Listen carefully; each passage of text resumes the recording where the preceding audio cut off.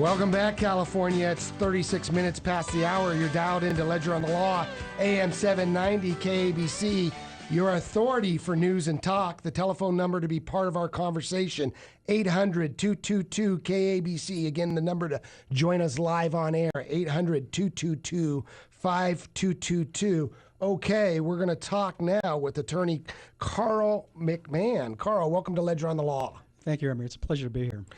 For our listeners, Carl, this is the first time you've been on the show, but you are an expert in medical malpractice law. Isn't that correct? Well, that's what they tell me. It's been 30 years. I defended doctors and hospitals for the first 5 years of my career and have great empathy for what they do. And I now represent victims or plaintiffs in medical malpractice and have for the balance of my career.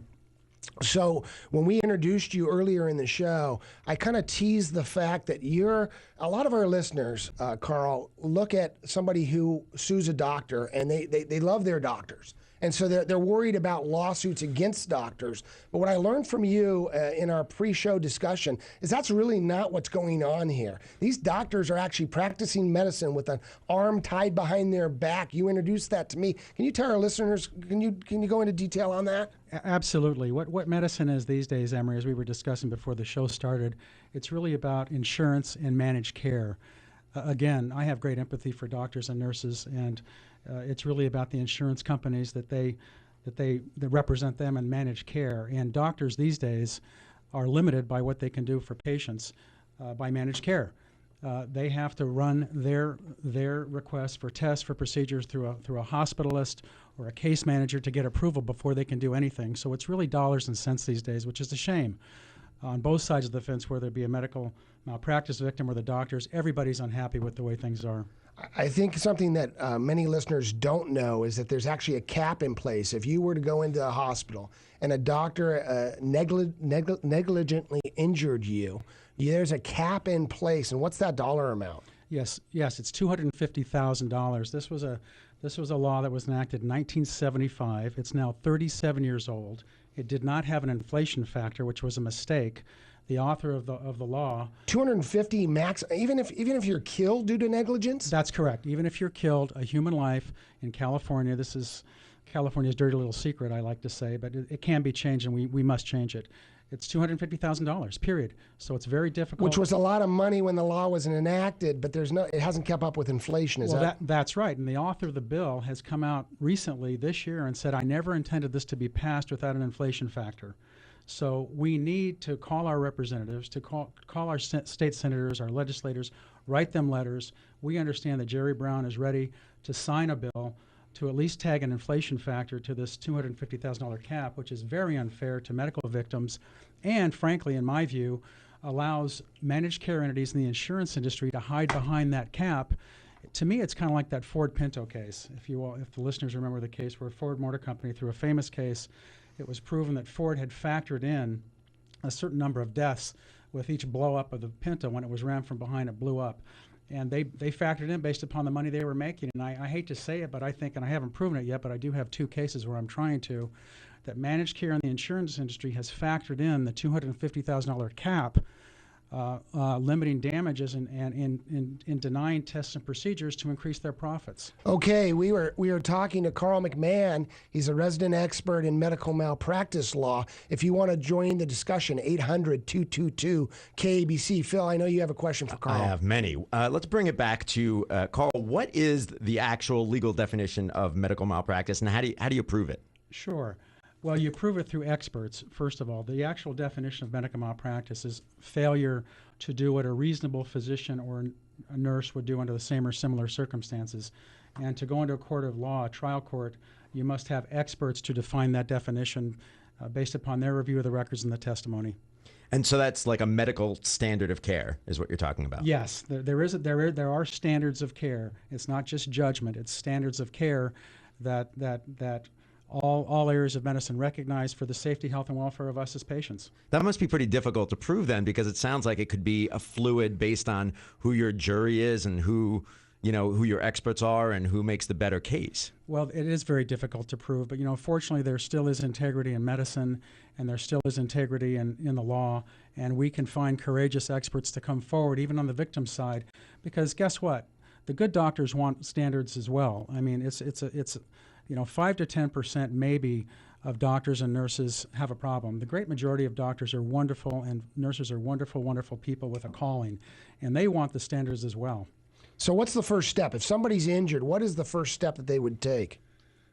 Well, if they're injured, first of all, if it's a death or an injury, if it's a death, of course, they should go through their grieving process and get through that. But they need to look around and ask around, and there's not many of us that do this anymore on the plaintiff's side, but they need to find a good plaintiff's lawyer and call them. And why have so many lawyers left medical malpractice?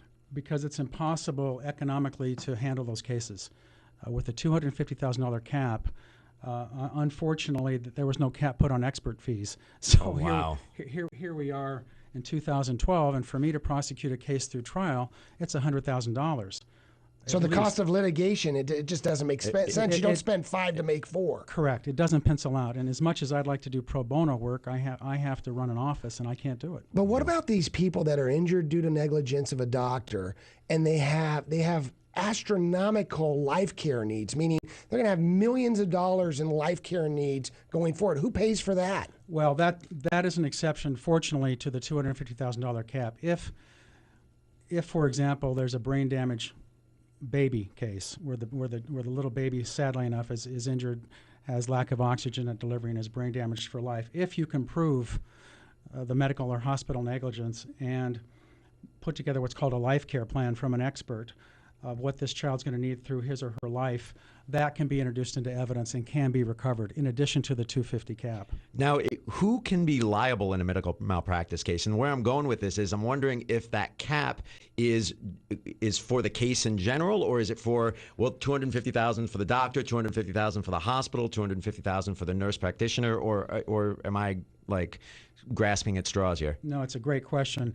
Sadly enough, there was a case called Yates versus Pollak that came down years ago that said this was challenged, and your question is very logical. But sadly enough, the court came down and said it's $250,000 for all the heirs in the case of a death, which is awful. It's not $250,000 for each claimant; it's $250,000 total for the death of a loved one, which is outrageous. What would you, if you could write a new bill, what would you propose? Well, I'd propose we didn't have the bill at all. To me, it's a violation of the Equal Protection Clause as well as due process. I mean, if a doctor gets hit by a truck, a doctor doesn't have caps, or a nurse doesn't have caps when they go to sue. But having said that, I would propose that we put in an inflation factor. This is valuable information, Carl. I want to keep you over after the break. We do have to take care of our sponsors. We'll be right back. You're listening to Ledger on the Law, KABC 790 AM.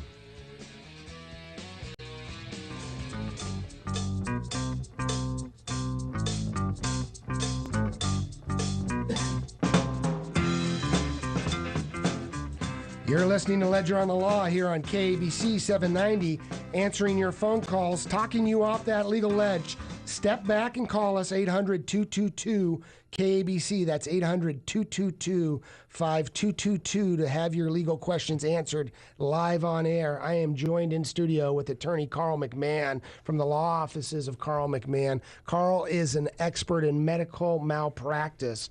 And Carl, we've learned about this cap. We learned that there's some exceptions for the cap.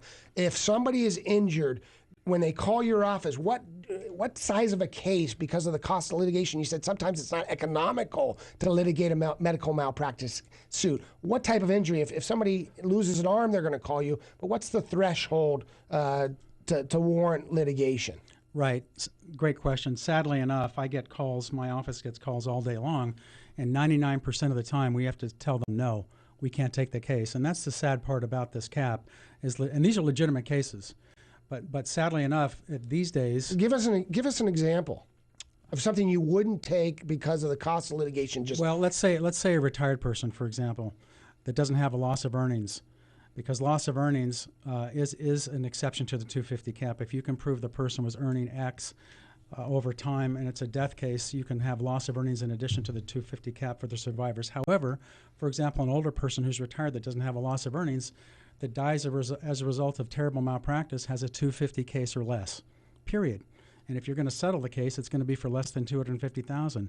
But sadly enough, myself and my colleagues have to put as much money into a case like that to prosecute it. The defense is very vigorous, as I would another case. If you take a case, do you advance the cost for the client? Absolutely. All of my cases are on contingency fee that I have to advance. Explain what that is. I Sure. get it, but a lot of listeners haven't had a case. What is a contingency fee? Yes. A contingency fee is where the lawyer, such as myself, takes in a case, evaluates the case, which we have to evaluate very closely because we're putting up our own money, our own funds.